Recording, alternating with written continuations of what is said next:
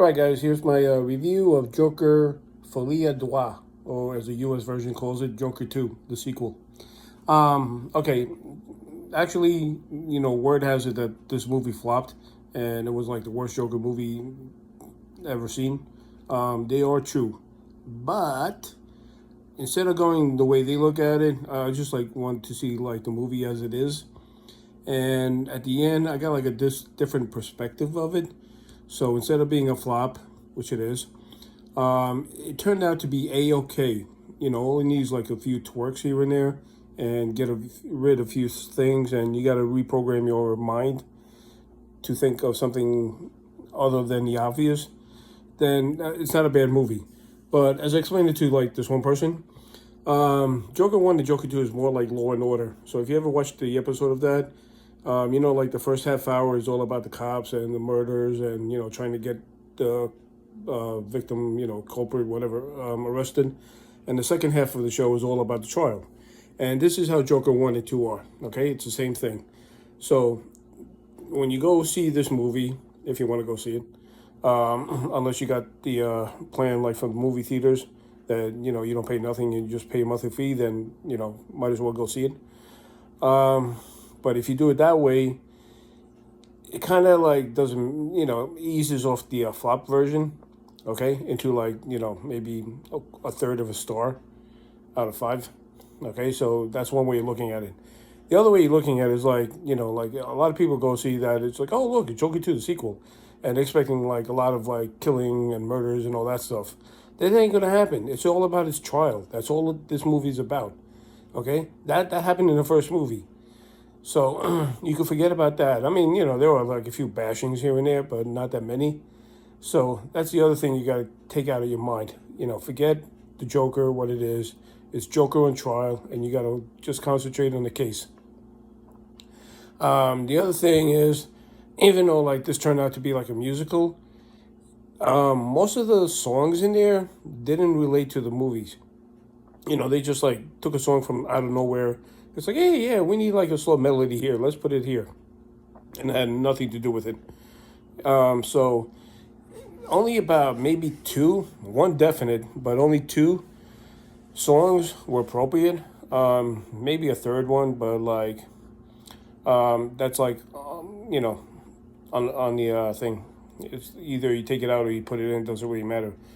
But that's all you needed. All the other songs in there, you really don't need them.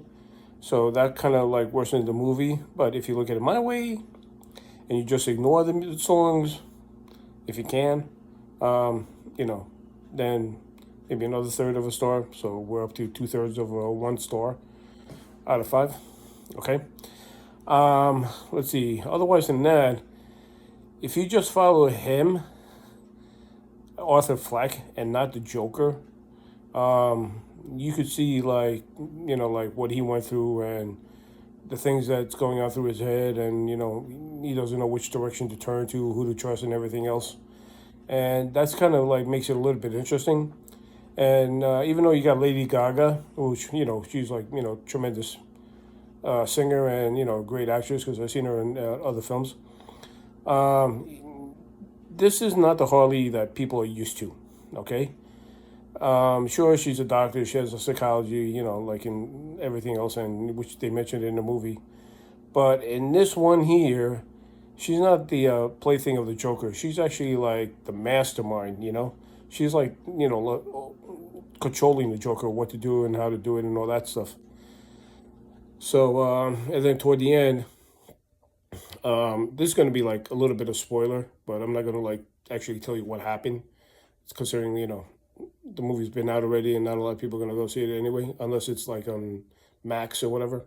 So in this one here, once she finds out that Arthur Fleck gave up on being a Joker and wanted to be himself, she kind of like dumped him and left because that's not what she wanted. So, and she doesn't do a lot of killings either, you know, like the way she with a big mallet, like Robbie did.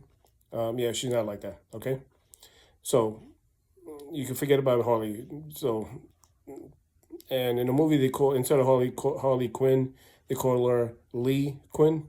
So maybe that's one way of trying to get away from the old Harley Quinn persona. All right.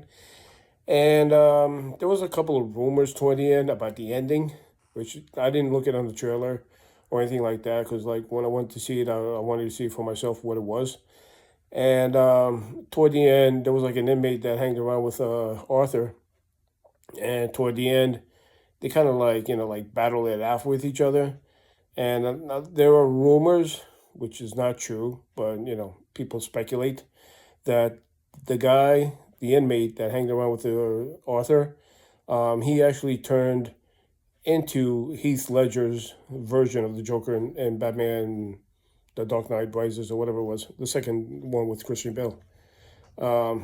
So they were like trying to form some type of connection in there, since Arthur Fleck gave up being the Joker totally. And that is not true. But the way they ended it, it's good, because like now there's not going to be a trilogy. Oop, spoiler. But here's the thing. Here's a reason why it really flopped. Okay, this is a really why nobody wanted to go see it, and everybody says it sucked. Todd Phillips, the director of the first one and now the second one, he did not want to do a sequel. He just wanted to do a one-shot deal and move on. But all the big time companies like Warner Brothers, 20th Century Fox, and all that stuff, they don't care what they want. They don't care what the director needs or what his opinions are.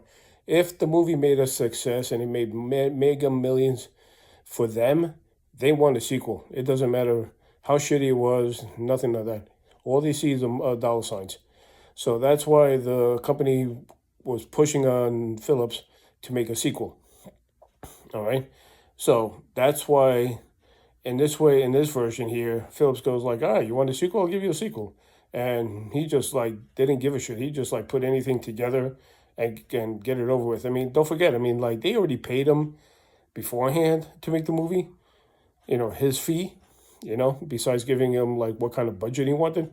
So he as far as he's concerned, he was paid and he could have walked away with the money and not even do anything. But, guys got to live, right? So that's the one version of why the movie sucked.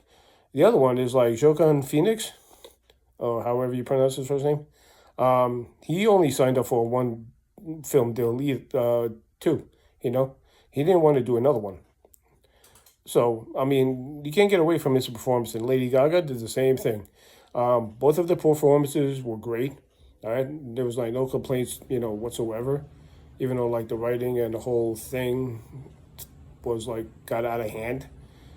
But otherwise than that, can't say nothing about them. And even though like Lady Gaga's fee and Phoenix's fee was about the same, or maybe a little bit more than like all the like the budget and everything else from the first film, which kind of makes it fucking ridiculous. But that's life, like that song. But that's how it goes. All right. So like I said, if you go see the Joker 2, or if you're gonna wait till it comes on TV or whatever, look at it like the way I looked at it. All right. Don't look at it like a sequel. Look at it like a one-shot deal, like a Law and Order type, and this is like the second half of the show. And forget about what Harley Quinn is, like pretend you never met her before, pretend you never met the Joker before, and it's just like a regular trial. That's all it is, all right?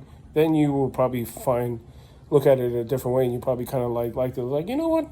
It's not that bad. It's bad, but it's not that bad. And that's about it, all right? So I think... No, I didn't think I even filled one star out of this, but for sake of a doubt, even though it was like 2/3 of a star, I'm gonna give it 1 star out of 5. All right, so that's it for now, and I'll see you in the next review. Bye.